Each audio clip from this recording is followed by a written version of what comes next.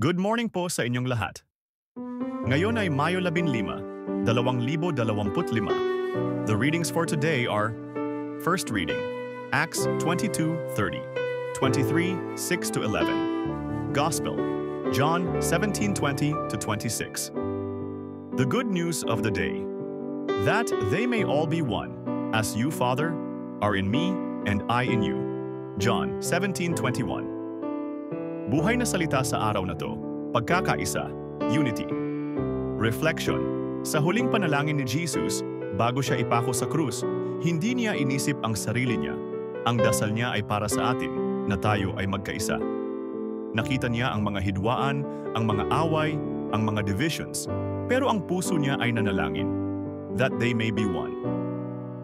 Bilang Kristiyano, tayong lahat ay tinatawag sa pagkakaisa sa pananampalataya.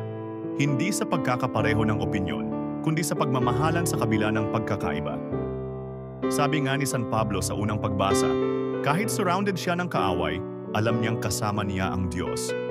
At sa gitna ng pagkakahiwalay ng mga grupo, Pariseo at Saduseo, ginamit niya ang katotohanan para ipahayag si Kristo.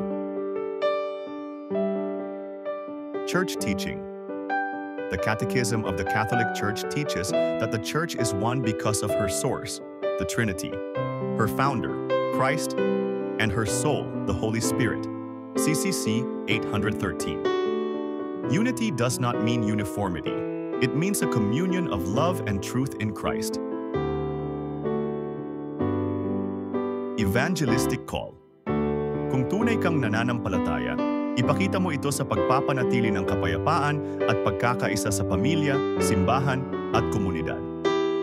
Maging instrumento ka ng pagkakasundo. Magsimula sa paghingi ng tawad. Magpatawad. At ipanalangin ang mga hindi mo kasundo.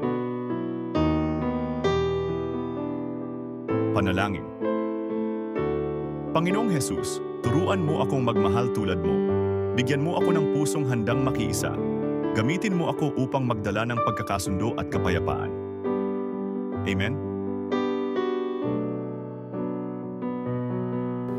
Sana'y may natutunan ka sa araw na to. See you tomorrow. Please like, share, and comment. Joe Pax nga pala.